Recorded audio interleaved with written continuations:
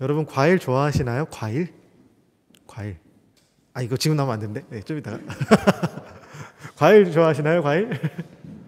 네. 저희 가족은 과일을 많이 좋아합니다. 그래서 과일을 많이 먹어요. 여러분 좋아하시는 과일 뭐가 있으신가요? 어떤 과일을 좋아하나요? 우리 요한이는 어떤 과일 좋아하나요? 아무거나 다 좋아해요. 민석이는 어떤 과일 좋아하죠? 좋아하는 과일. 아무거나. 우리 한걸 청년 과일 좋아하는 거 있어요? 아, 과일은 다 좋아요? 네. 다들 과일을 다 좋아하시는군요. 나 과일이 싫다 하시는 분 없죠? 네. 넘겨보겠습니다. 네. 자, 이게 무슨 과일일까요? 네, 요한이. 포도요. 무슨 맛이 나죠, 이거는? 포도맛? 포도맛이라고, 그러니까, 포도를 한 번도 먹어보지 못한 사람한테 이게 무슨 과일이냐고 설명하면서 이게 무슨 맛이요? 라고 설명한다면 여러분 어떻게 설명하시겠습니까? 지금 요한이처럼 포도맛이요? 그러면, 그러니까 포도맛이 뭔데? 라고 물어볼 거잖아요. 그러니까 포도에 대해 설명을 어떻게 설명하시겠습니까? 나는 포도를 먹어봤잖아요. 그러니까 포도를 먹어본 사람으로서 이게는 포도라고 설명해 줄 거야. 이거는 포도라는 과일이야. 그래? 그 과일은 무슨 맛인데? 그 물어보면 포도 맛이야. 그러면 모르잖아요. 포도 맛이 뭔지 모르잖아요. 안 먹어본 사람은. 어떻게 설명할 수 있을까요? 뭐라고 설명하시겠습니까? 포도의 생김새는 보라색이고 이거 말고도 파란, 녹색 이런 여러 가지 포도들이 있어. 빨간색 포도들이 있어. 그러니까 그게 맛이 뭐냐고. 내가 알겠어. 어떻게 설명할까요? 다음 사진을 보겠습니다. 이건 무슨 과일이죠? 레몬입니다. 레몬. 자, 레몬은 어떤 맛이 나죠? 신맛. 네, 신맛. 먹으면 신맛이 납니다. 보기에도 실 것 같죠? 이렇게 딱 봐도. 네. 근데 여러분은 어떻게 이게 잘 알아요? 이게 신맛이라는 거를? 먹어봤으니까 알죠. 우리는 먹어봤으니까 이거를 압니다. 먹어보지 못한 것은 어떤 맛인지 알지 못하죠. 사실 오늘 이게 주일학교 애들이 오늘 예배를 못 드려서 사모님이 못 와서 같이 예배 드리면 한번 질문하려고 했는데 애들이 다 갔기 때문에 여러분들에게 하고 있습니다. 네. 그래서 먹어보지 못한 사람한테 앞에 말한 포도, 이거 레몬을 설명할 때 이게 무슨 맛이에요? 라고 설명하면은 그냥 신맛이야. 근데 그 신맛도 모르는 사람은 그럼 신맛이 뭔데? 라고 나오게 됩니다. 그럼 이게 설명하기가 참 애매해요. 어떻게 설명하기가 어렵죠. 다음입니다. 무슨 과일일까요? 이거는 나로 망고스틴 먹어봤어요? 네, 무슨 맛이죠? 단맛이요. 혹시 이 과일 아직 못 드셔보신 분 계신가요? 아, 못 먹어봤어요? 네. 저는 이거를 30살 넘어서 처음 먹어봤습니다. 30살 넘어서 처음 먹어보고 와, 이런 과일도 있구나. 진짜 맛있었어요. 진짜 맛있었어요. 그래가지고 뷔페집에 가서 있었거든요. 다른 거 안 먹고 이것만 이만큼 싸다 놓고 먹었어요. 너무 맛있어. 처음 먹어봤는데 너무 맛있어가지고 진짜 한 대접 이만큼 싸다 놓고 그걸 먹은 적이 있었습니다. 처음 먹었을 때. 지금도 자주 못 먹어요. 지금 자주 못 먹어. 근데 저는 이 맛이 뭔지 알아요. 그래서 이 과일의 이름이 있대요. 과일의 여왕이라는 이름을 갖고 있습니다. 얘가. 그만큼 맛있다는 거죠. 그리고 아직도 못 먹은 과일이 있습니다. 여러분도 이 세상의 모든 과일은 다 먹어본 거 아니시잖아요. 저도 아직 다 못 먹은 과일 있어요. 다음으로 넘어볼게요. 이거는 뭘까요? 나로? 요한이? 두리안 먹어봤어요? 못 먹어봤어요. 이거 혹시 드셔보신 분? 먹어봤어요? 네. 저도 못 먹어봤어요. 저 아직 못 먹어본 과일이에요. 드셔보신 분? 두 분밖에 안 계시네요. 여기 다 못 먹어봤네요. 자, 그럼 드셔보신 분만 빼고 안 먹어본 사람들만 한번 질문해 보겠습니다. 이 무슨 맛일까요? 어떤 맛일 것 같으세요? 아까 요 전에 나왔던 게 그 망고스틴은 과일의 여왕이잖아요. 얘는 과일의 왕이래요. 과일의 황제래요. 그러니까 제일 맛있는 과일이래요, 이게. 저도 못 먹어봤어요. 그러니까 과일의 여왕을 요한이 먹어봤어요?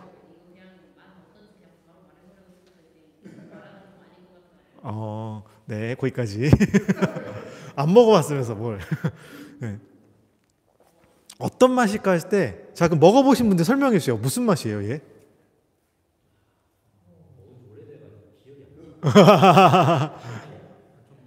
숙성된 망고 맛인데 좀 향이 강해요. 음, 좀 약간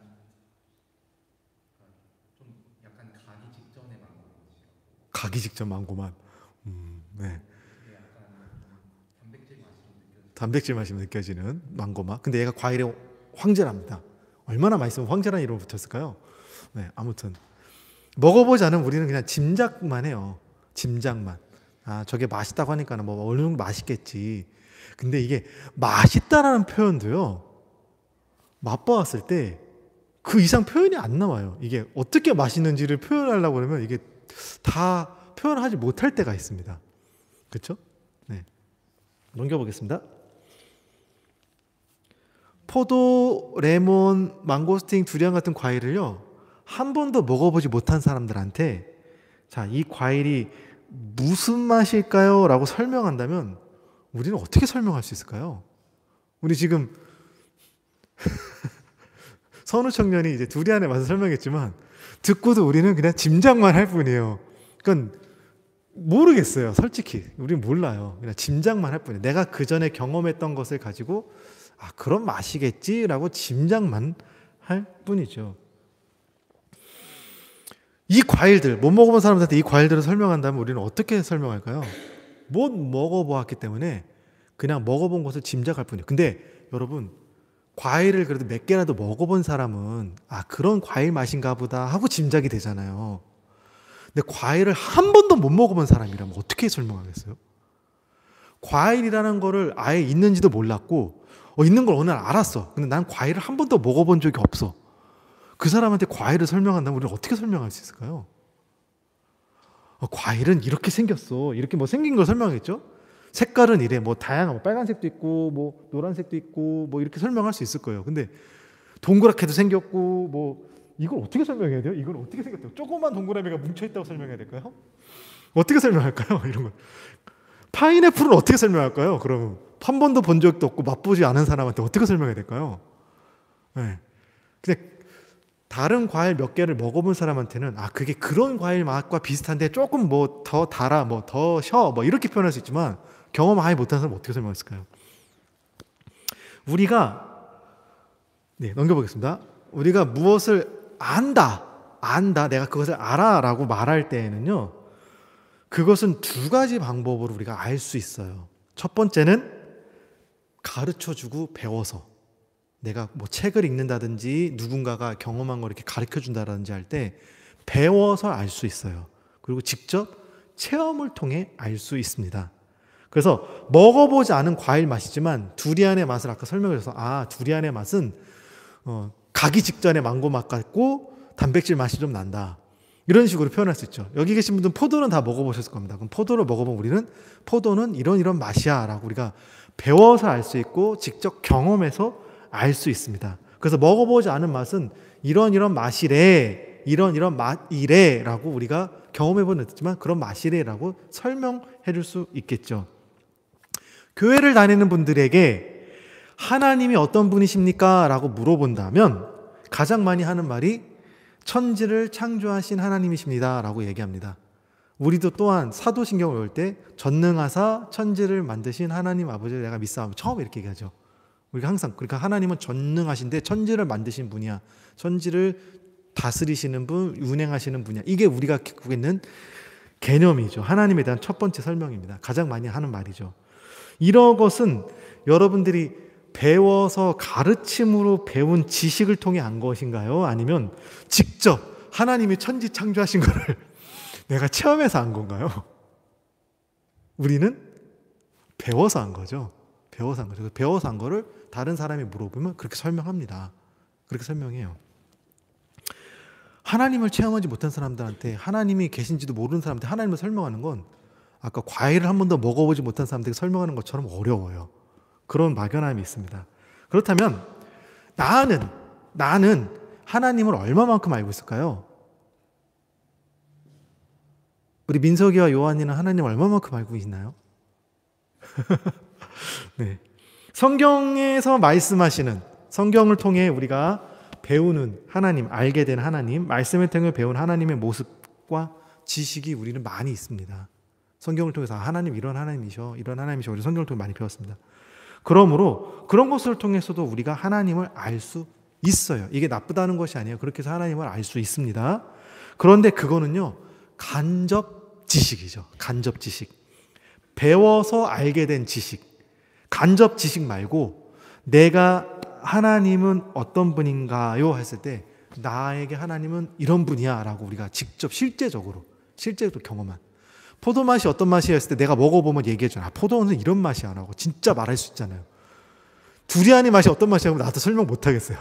근데 포도는 이런 맛이야 라고 내가 할 수 있어요. 내가 맛보았기 때문에, 경험했기 때문에. 그런 실제적인 하나님은 여러분들이 어떤 하나님이신가요? 여러분, 실제적이라는 것은 어떤 것일까요? 실제적이라는 것은요, 이런 거예요. 영국의 예전에 최악의 참사, 화재 참사, 영국 역사상 최악의 화재 참사로 기록된 영국의 그ren펠 타워라는 화재를 여러분 들어보셨을 거예요. 못 들어보신 분도 있고, 근데 이 소식을 들은 한국 사람들, 우리 요한이 민석이에게 영국에서 이렇게 불나서 많은 사람들이 죽었대. 그럼 우리 요한이 민석이는 어떻게 반응할까요? 뭐라고 얘기할 것 같아? 불타서 죽었대. 불나서. 아파트에서 자는데 새벽에 갑자기 불이 나가지고 도망도 못 가고 죽었대.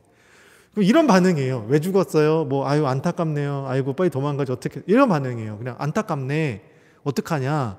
아유, 슬픈 큰 일이 있었구나. 라고 얘기를 합니다. 이거는 안타까운 사건이지만 다른 나라의 이야기고 그냥 먼 나하고 큰 상관이 없어요. 큰 상관이 없어요.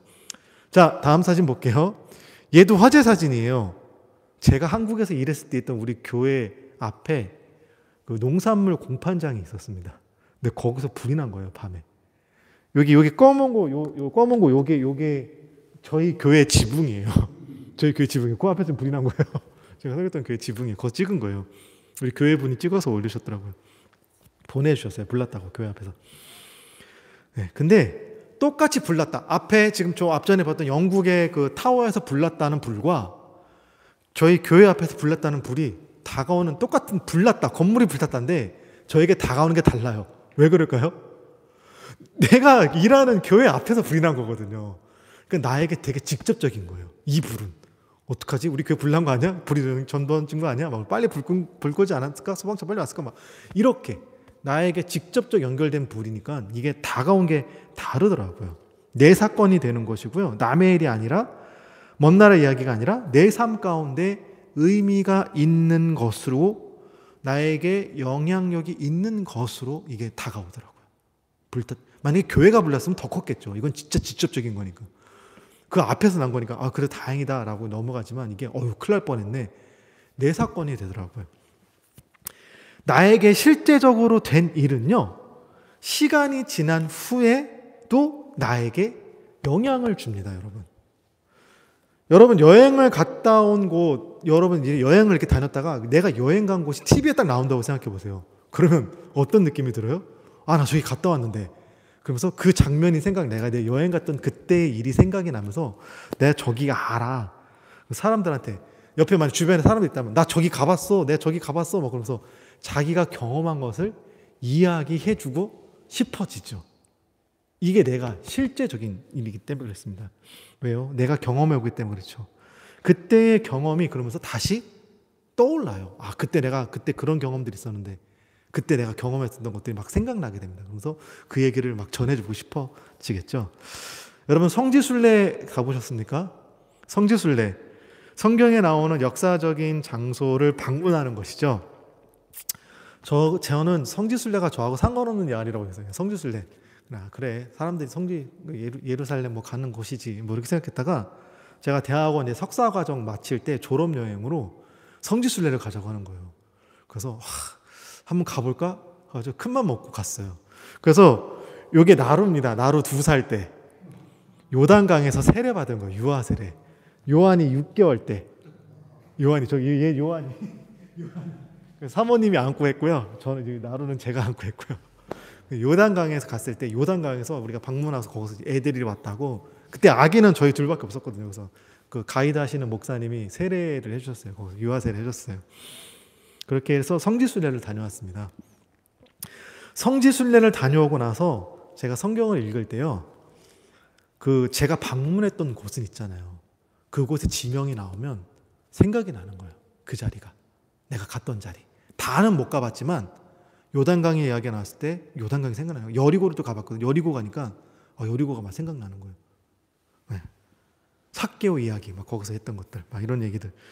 그래서 그 당시 이야기 예수님 성경 시대 이야기인데 내가 꼭 그 자리에 있었던 것처럼. 왜요? 내가 가봤으니까. 그 자리에 가봤으니까 내가 꼭 그 자리에 있었던 것 같은 느낌이 드는 거예요. 그래가지고 저희 아이들이 여기서 세례를 받았잖아요.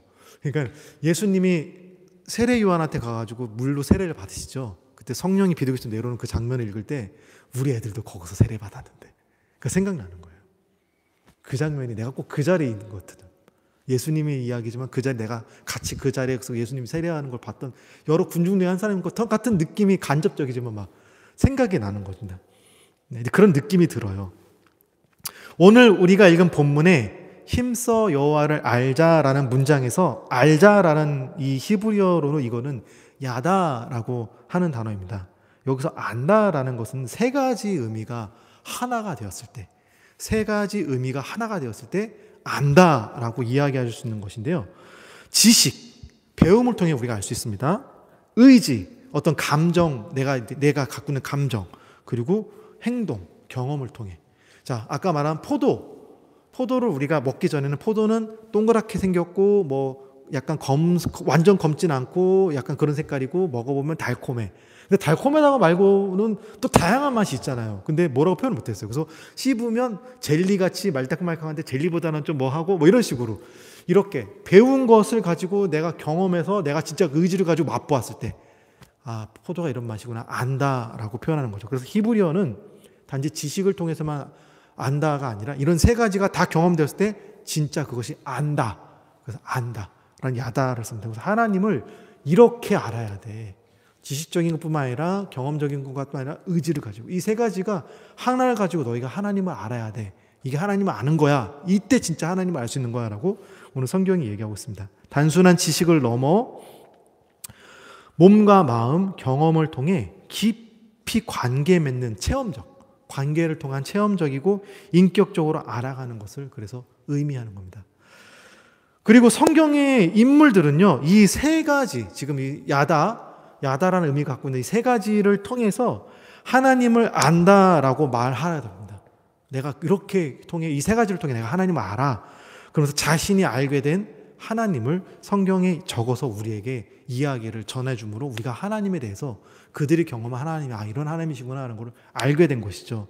모세에게 하나님은 어떤 분이실까요? 여러분이 모세를 만났을 때 하나님이 어떤 분이세요? 라고 물어보면 모세는 하나님을 어떻게 이야기해 주겠습니까? 10가지 재앙을 통해서 이집트를 혼내시고 이스라엘 백성을 데리고 나왔는데 홍해바다 앞에 섰을 때 하나님께서 바다를 갈라주셔서 우리를 건너가게 해주셨어.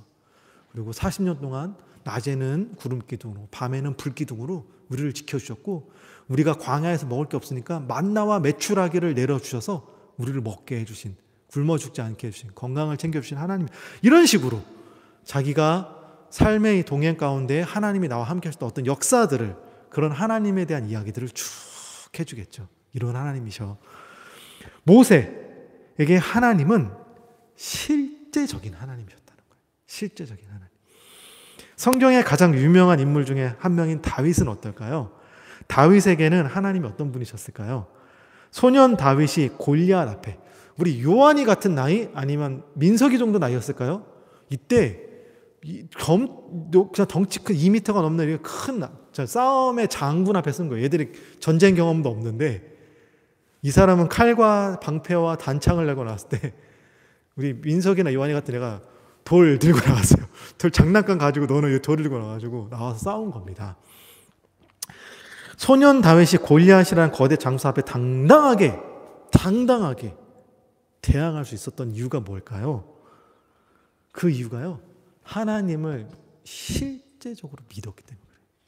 그 전 삶 가운데서 함께 하셨던, 자기가 경험했던 하나님. 양을 치고 있는데 사자가 왔는데 돌 던지니까 사자가 맞아 죽었어. 양 치고 있는데 곰이 나타나가지고 양을 잡아먹으니까 자기가 돌 던졌는데 죽었어. 이걸 보면서 하나님이 나와 함께 하신구나. 자기가 돌 던져 죽인 게 아니라 자기의 돌을 역사하셔서 하나님이 그걸 죽였다는 걸 경험해가지고 하나님이 나와 함께 하시는구나. 나를 지켜주시면. 다윗은 그때부터 경험했었던 거거든요. 그래서 하나님을 욕하는 골리앗 앞에 가가지고 야, 네가 감히 하나님을 욕해? 하나님 어떤 분이신데? 그래서 그걸 믿고 나간 거죠. 다니엘은 자신을 모함한 정치 세력들의 악한 계획에 의해서 사자굴에 들어갔습니다. 그는 왕 외에 다른 신에게 기도하는 자는 사자굴에 던져진다고 하는 법령이 있다는 걸 알면서도 그걸 어겼어요. 그래서 그것을 다니엘을 잡고자 하는 사람들이 고발했죠, 왕에게. 저거 봐, 저럴 줄 알았어. 너 사자굴에 들어가야지. 법령을 어겼으니까. 그래서 사자굴에 갇히게 됩니다. 다니엘은 하나님이 어떤 분이셨기에, 다니엘에게 하나님은 어떤 분이셨기에 자기가 기도하면 사자굴에 들어간 걸 알면서, 죽음이잖아요. 그러면 하나님 40일 동안 내가 죽을 수 있으니까 이 정도까지 내가 기도를 잠시 멈출게요 라고 얘기할 수 있잖아요. 기도하면 잡아간다요. 그럼에도 불구하고 내가 사자굴에 들어가는 것보다 하나님께 기도하는 게 더 중요해 알면서 기도했다는 거죠. 왜 그랬을까요? 그리고 하나님께서는 천사를 보내셔서 사자들의 입을 막아서 다니엘이 무사하게 그 사자굴에서 건져받을 수 있게, 그리고 그 다니엘을 고발했던 사람들을 사자굴에 넣으니까는 땅에 떨어지기도 전에 사자가 집어삼켜가지고 먹는 그런 이야기가 성경 속의 이야기, 여러분들 아실 겁니다. 또 이 다니엘의 친구들도 대단해요. 다니엘만 믿음이 좋은 게 아니라 다니엘 세 친구도 믿음이 좋죠. 바벨론 왕 느부갓네살이 거대한 금신상을 세웠습니다. 그리고 그 금신상에 모든 사람은 다 와서 절하라고 하죠. 근데 다니엘의 세 친구가 거부합니다. 절 안 하겠다고.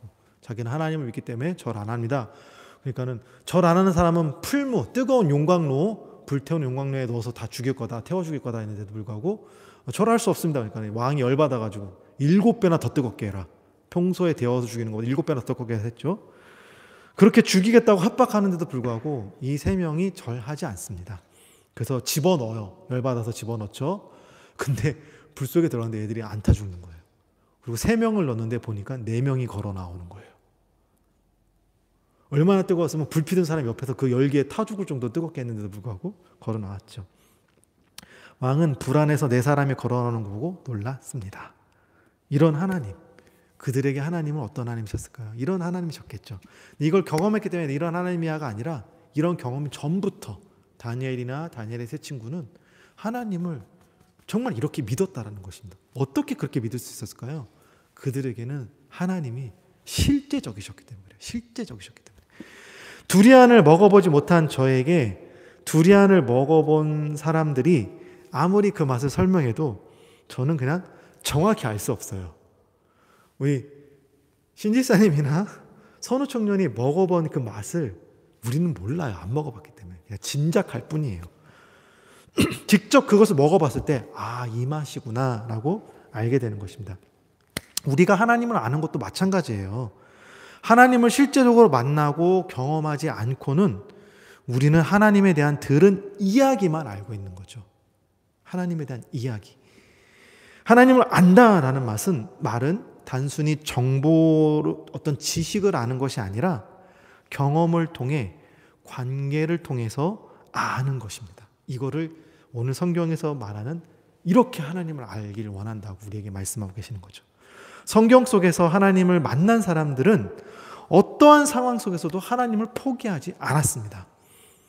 그들이 말한 하나님을 안다라는 고백은 히브리적 의미로 야다, 이 세 가지 지식적, 의지적, 경험적 이것을 통해 알게 되는 경험한 이것이 하나로 결합된 인격적인 하나님과 관계 속에서 한 고백이죠. 그래서 그들은 하나님을 포기할 수 없었어요. 절대 하나님을 포기할 수 없어요. 죽음도 하나님을 포기하지 못하게 만든 겁니다. 그렇다면 하나님을 아는 것이 왜 중요할까요? 요거만 하고 마칠게요. 하나님을 아는 것. 우리는 여기서 아주 중요한 영적인 원리를 발견할 수가 있어요. 우리 조화를 한번 떠올려볼게요. 여기 앞에는 지금 생화가 있어요. 그 옆에 조화가 있다고 생각해 보겠습니다. 생화와 조화는 겉모습은 똑같아요. 똑같은 꽃이에요. 겉으로 봤을 때 그냥 꽃처럼 다 보여요. 그런데 조화에는 어쩔 때는요, 조화가 더 멋져 보이고 조화가 더 화려할 때도 있어요. 생화보다. 그런데 조화와 생화의 차이는 뭐예요? 생명이 없다는 거예요. 생명이. 향기도 없어요. 그래서 시간이 흘러도 변하지 않아요. 그 모습 그대로예요. 그 이유가 뭐예요? 살아있지 않기 때문에. 겉으로 보기에는 진짜처럼 보이지만 그 안에는 생명도 성장도 향기도 그리고 열매도 없습니다. 하나님을 알고 믿는 사람들의 삶과 하나님을 알지 못하는 사람들의 삶의 차이도 이렇게 확실하게 구분이 된다는 것이죠. 겉으로 볼 때는 큰 차이가 없어 보여요. 겉으로 삶을 살아가는데 큰 차이가 없어 보입니다. 둘 다 직장 생활하고 일하고요. 가정을 꾸리고 이 세상을 삶을 살아가는 건 다 똑같아요. 그런데 근본적인 차이가 생명에 있습니다. 생명. 하나님을 아는 삶은 살아있고 움직이고 자라나고 마지막에는 열매 맺는 삶을 살게 됩니다. 하나님을 알지 못하는 삶은 겉모습만 있을 뿐 생명의 근원이 없어요. 그래서 요한계시록은 이런 사람을 가리켜 뭐라고 얘기하냐면 살아있지만 진짜 실제로는 실상은 죽어있는 사람이야 라고 말하고 있습니다. 사랑하는 여러분, 우리가 하나님을 모른다면요, 우리의 신앙도 조화처럼 겉으로 보여지는 모습의 신앙은 있을 수, 그냥 겉으로 보여지는 신앙만 갖고 있는 거예요. 우리가 하나님을 모른다면 그냥 조화 같은, 겉으로는 크리스찬 같은데 살아있는 크리스찬이 아닌 그냥 겉모양, 조화 같은 크리스찬이라는 겁니다. 지식은 있는데 생명이 없어요. 예배는 드리지만 살아있는 향기가 없습니다. 말씀은 아는데 그 말씀이 삶 가운데서 열매 맺지 못한다는 것이죠. 그러나 하나님을 정말로 야다라는 의 단어로 알게 되면 신앙은 쇠화처럼 살아서 움직이게 됩니다. 향기가 있고요, 생명이 흐르고 열매가 맺혀지죠. 시간이 지나도 하나님을 아는 이 경험이 우리를 다시 일으켜 세웁니다. 우리를 다시 일으켜 세웁니다. 인생의 위기 속에서 세상을 의지하는 것이 아니라 하나님을 의지하게 되고 하나님을 신뢰할 수 있는 힘을 갖게 합니다. 이게 야다라는 단어를 통해 아는, 하나님을 아는 힘입니다. 사랑하는 성도 여러분, 하나님을 아는 것은요, 단순한 선택이 아니에요. 하나님을 아는 것은 인생을 살리는 생명이에요. 우리 인생을 살리는 생명이에요. 믿음을 견고하게 붙잡아주는 기초입니다. 여러분, 우리는 야다라는 이 단어로 하나님을 알아야 돼요. 이게 우리 신앙의 기초가 돼요. 지식적으로 아는 거면 죽은 신앙이 돼요. 머리에만 아는 신앙. 근데 경험을 알게 되고 내가 의지를 갖고 알게 되면 하나님을 정말로 알 수 있게 돼요. 그래서 오늘 우리가 읽은 본문 호세아 6장 3절은 이렇게 얘기합니다. 그러므로 우리가 여호와를 알자 힘써서 애써서 하나님을 알려고 노력함을 가지고 하나님을 알자.